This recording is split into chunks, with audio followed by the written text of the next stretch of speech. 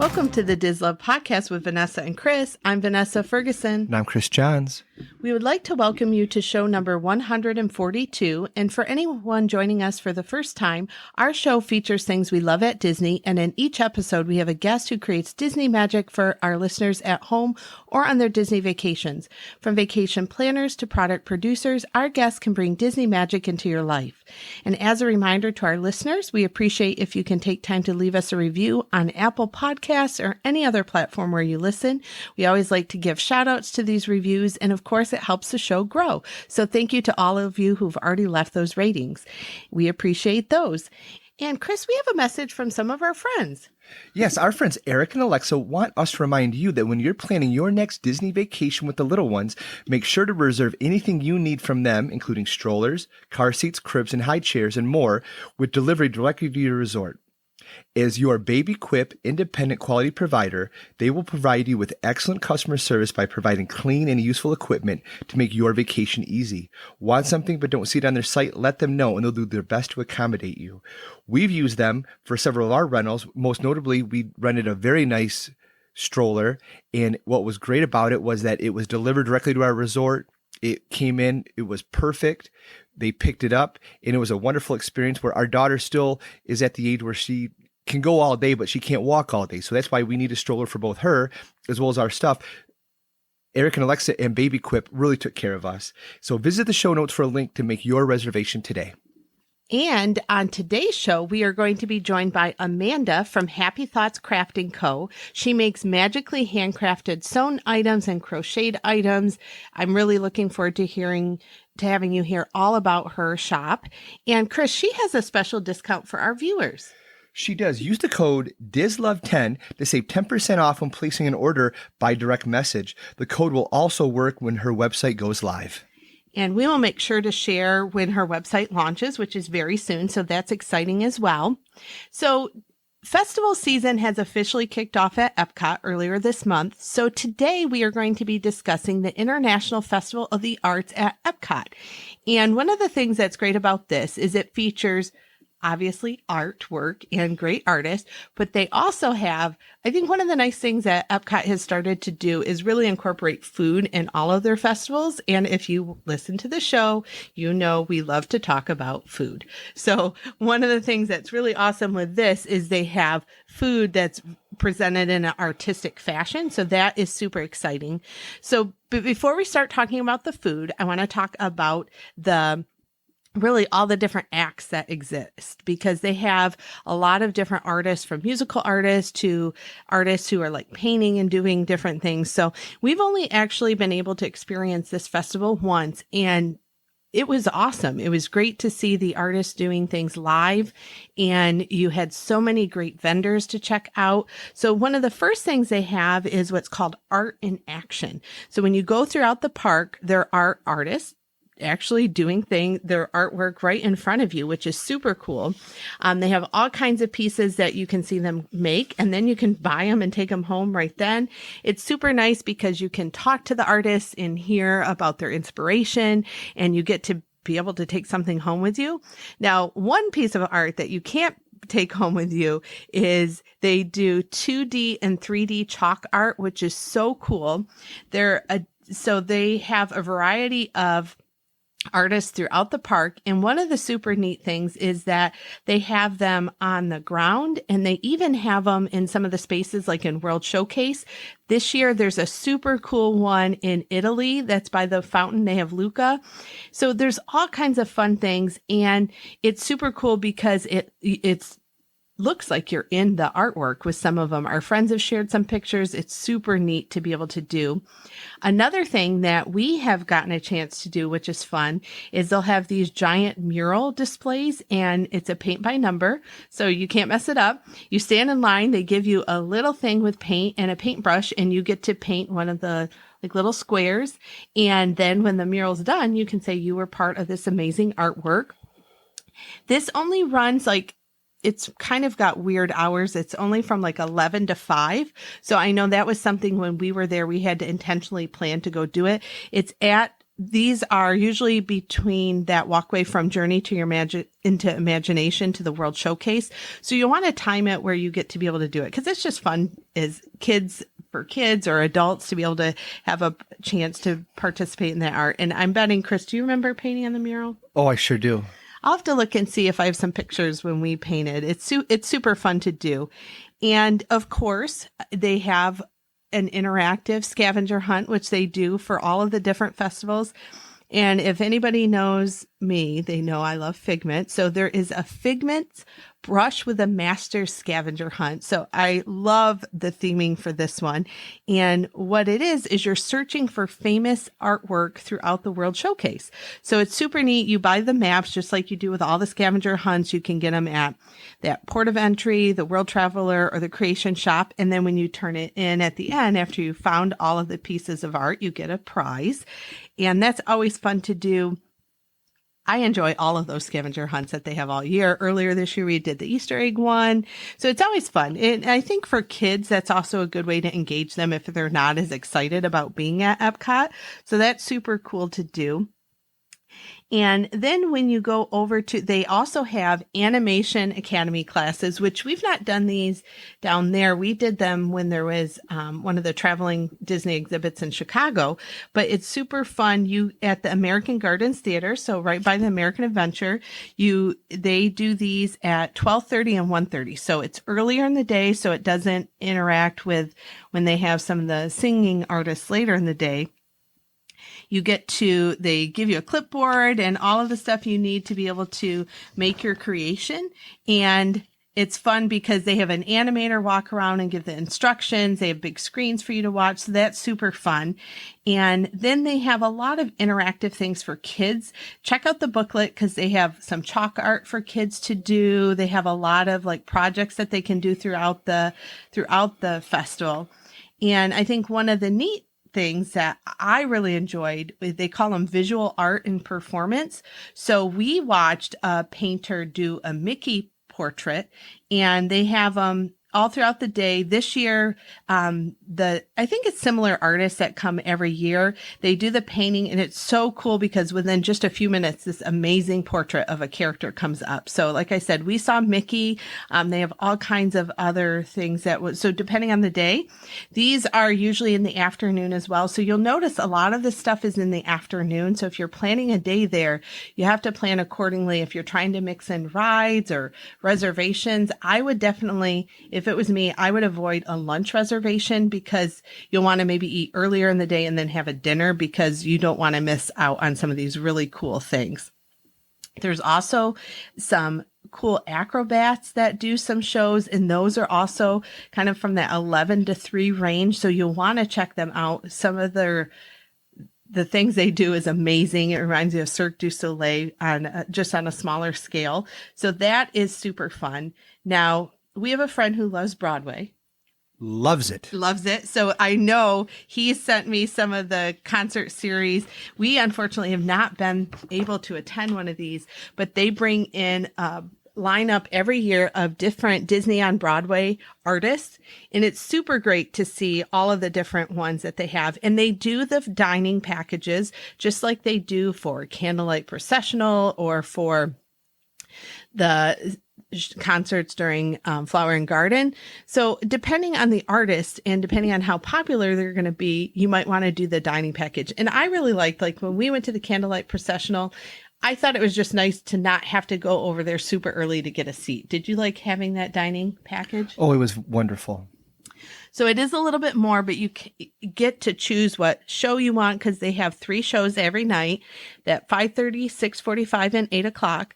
So it's really great to be able to do that. So this year, the artists vary, but they have artists from Disney on Broadway with Frozen, Little Mermaid, Beauty and the Beast, Mary Poppins, Lion King, Tarzan, Aladdin. So it's just super great depending on when you're going to be there. You can check out, they're not, the dates that the artists are there kind of vary. So definitely check out the schedule. I'll make sure to put a link to this year's concert lineup because this runs all the way till like the 3rd week in February. So I'll make sure to put that lineup in the show notes. But really now you can start planning for 2025. That's kind of the fun thing with this festival is you can already start thinking ahead. So hopefully if you have any Broadway lovers in your family, like we talked about with our friend, or if you just really enjoy a great show, definitely check those out. Now, again, as I mentioned earlier, we love to talk about food. Yes. So they call them the eats and treats, and they have all kinds of really cool things that are just so pretty. You just aren't really sure if you want to eat them. There's 16 different exclusive things, and they have super cute Figment-inspired things. The one thing this year is a rainbow cake that has freeze-dried Skittles. I know freeze-dried candy is a big thing. I haven't tried any freeze-dried candy yet. Yeah, it's a thing. I just haven't been drawn to it. So if you've tried it before, or if you haven't, this might be a chance to try it. So the rainbow cake, and then they have a super cool, they have a Figment drink that comes in a Figment cup, which I have a cup from a previous year, purple drink, lots of fun. And then they have all kinds of just really nice displayed things. They have a key lime tart that's supposed to be great. Chris is on a Pop-Tarts kick. This is not Pop-Tarts brand, but they have a blueberry filled pastry tart with purple icing. So it has Figment kind of thing. They have all kinds of nice dessert trios. Chris loves beets. Love beets. So there's a roasted beet with goat cheese, petite lettuce, blackberry, and spiced pecans. So lots of different things. There's a chorizo and potato empanada, just a lot of variety of things, which I think is fun. And they have, just like the cookie stroll at Christmas time, they have what's called the Wonderful Walk of Colorful Cuisine. And if you get a stamp at each of those locations for food, as you purchase those things, then at the end, you get an artist palette cookie. And that is available at the Deco Delights location. So that's kind of a fun thing and another interactive thing. I love when they have these interactive things because it's great for kids, but it's also great for those of us who go to the parks a lot. It kind of adds a little bit something new, something a little exciting. So those are some of the different food options.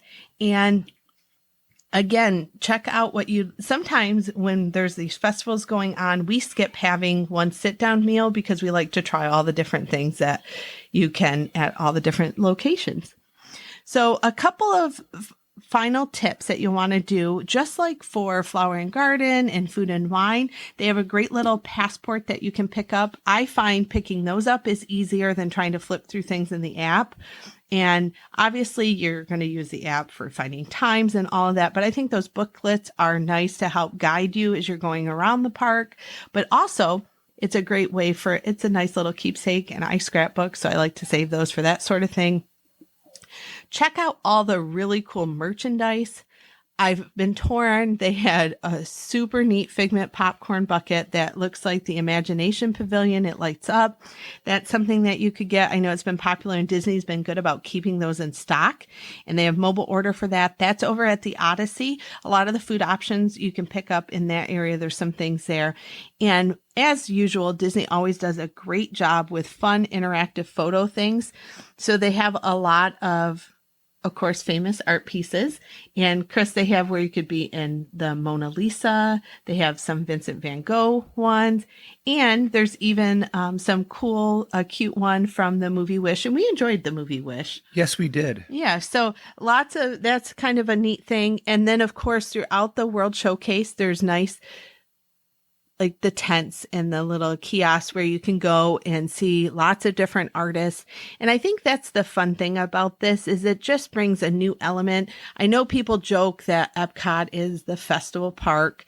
And I know people kind of make jokes about when they abbreviate the name of this one. We're not going to go that juvenile with the abbreviation, but people have fun with the abbreviation for this festival name and stuff. But I think it brings something unique. I like Epcot anyways, and I enjoy going and trying these new festivals. What's your opinion about all the festivals? Well, it's just something different because for the most part, in Epcot, the countries are there. They're not going to change. Right. But the festivals allow a new wrinkle and something new to see. Yes. And I think those interactive elements just make it where it gives you something different, especially for those of us that are there all the time. And if it's your first time, it's also a great way to experience something that you might not experience on a future trip, depending on what time of year that you come. And of course, I think the added elements with the concerts, like that just is such a huge extra thing for people as well.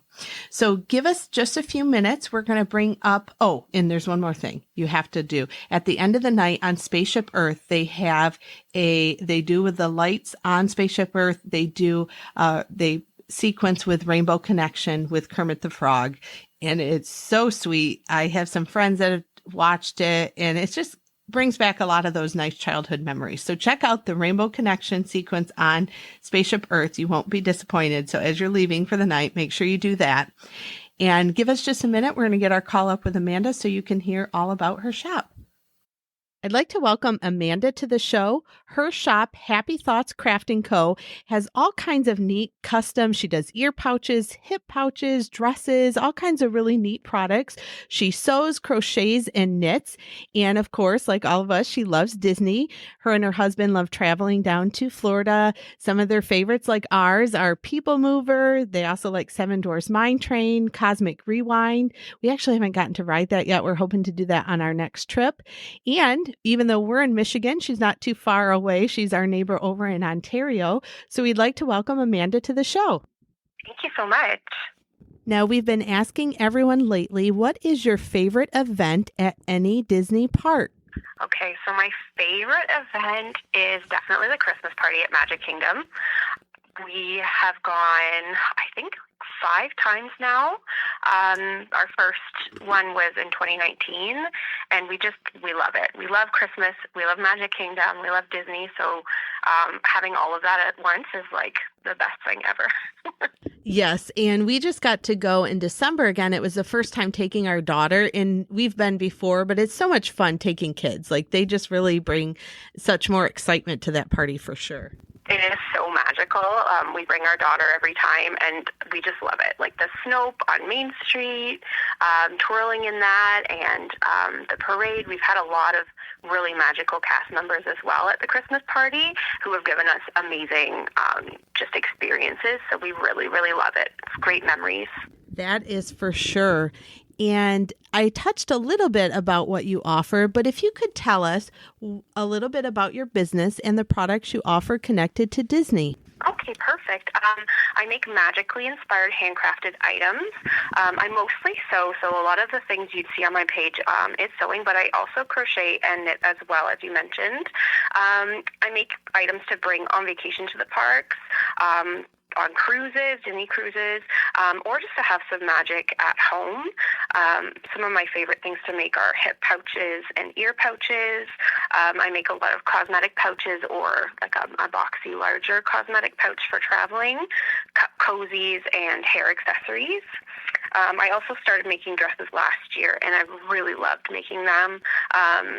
I like working with people to make them like the perfect dress for their park experience. And I'm using new fabrics as well as thrifted vintage sheets as well. So I've been collecting a lot of those. Now, just a quick question about the dresses. Do you make ones for adults and for kids? I do. So I can make matching like mama and me dresses, or just for kids, or just for adults. Absolutely. Any size. What was the inspiration for you to start your business? So I actually started during the pandemic. I think a lot of small shops did.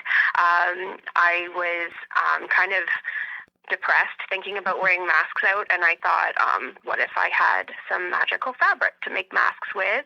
I hadn't touched my sewing machine in a few years. My daughter was about 4 at the time, so I was finally at the point where I could get my sewing machine out and kind of leave it out without her getting into it. So I started making masks during the pandemic, and people were like, where did you get that fabric from? So I started searching everywhere for just all of the Disney fabrics that I could find and making masks for everybody. And I started my Instagram, and then it just kind of grew from there. Yeah, it's so interesting. We actually started the show in 2019, so before the pandemic, but it's just been so neat, like from when we started versus the growth in the last couple of years in this industry. There's just so many creative vendors just like you. It's just so exciting to see those things. And that kind of leads into what we want to talk about next. How do you think your products add Disney magic to your customers' lives? Well, I have hundreds of fabrics, and people get really excited when they learn about all the options that I have available. I think just featuring their favorite ride or park or character, it's so special for Disney fans. They get really excited about that, and having something that's custom made for them to wear out and about or at the parks, it's just super special for them, and they really love it. Now, talking about all these special fabrics and things that you have, I guess, two questions. First, what is your favorite fabric? Like what character, whatever it might be. What's your favorite fabric? And then the second question is, what is your personal favorite product? Okay, so my favorite fabric, I literally have hundreds of fabrics. One of my absolute favorite ones is a Park Snacks fabric that I have. It was actually designed by my darling Creates, and she's Canadian as well. And I really, really love that one. It's pink, it's got snacks, it's really fun and cute. But I also have like a vintage Disney poster fabric that I really love. So those are my top two. I can't narrow it down to just one. And my favorite product, I would have to say, are my ear pouches, because I'm really proud of those. I drafted the pattern myself. I created them, I think, last year, maybe the year before. Time flies. But I did create the pattern myself, and they hold 8 to 10 pairs of ears. So they hold a ton, and you can pack them for your trip. You can use them to store like in your closet or your dresser.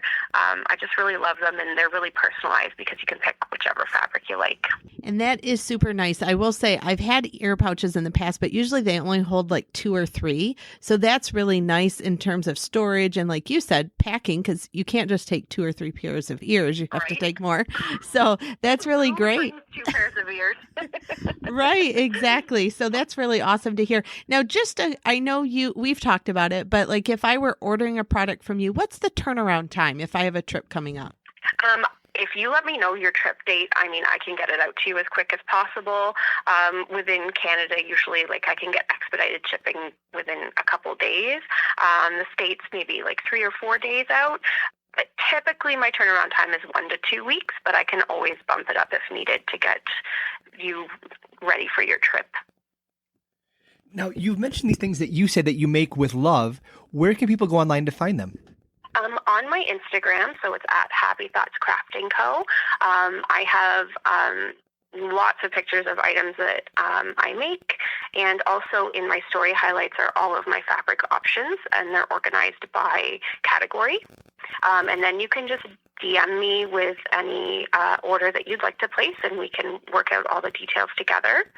I also do story drops pretty frequently, once a month or so. So you can always watch out for those as well if you're looking for something ready to ship. And also I'll be launching my website very soon, so that's exciting as well. Perfect. We will make sure to put the links to all of your socials, and then when your website launches, we'll make sure to share that with everybody. So thank you so much for joining us today. Great. Thank you so much for having me. It was so fun. Thank you again to Amanda for joining us today. Use the code DisLove10 to save 10% off your next order. And now we are on to 2-minute trivia and our Wisdom from Walt quote. And Chris, you're up with trivia. So we've talked about the Epcot International Festival of the Arts. Yes, we have. And so here's a question. In 2024, when it commences, it will be the what year of the festival? How many years has the festival I feel like we might have went the first year. Is it 15? According to allears.net, this will be the 8th year. Oh, so I'm way off. I need to go back and look at my dates. Wow, it's getting close to the 10th. That's really interesting. Awesome. Well, because we were talking about art, I thought that I would pull a quote from Walt Disney about creation of artwork. And this quote was, "Art was always a means to an end with me. You get an idea and you just can't wait. Once you've started, and then you're there with the punches flying." So hopefully all of you can create an amazing piece of art and maybe enjoy the festival as well. So thank you so much for joining us on this episode of the DisLove podcast with Vanessa and Chris. I'm Vanessa. And I'm Chris.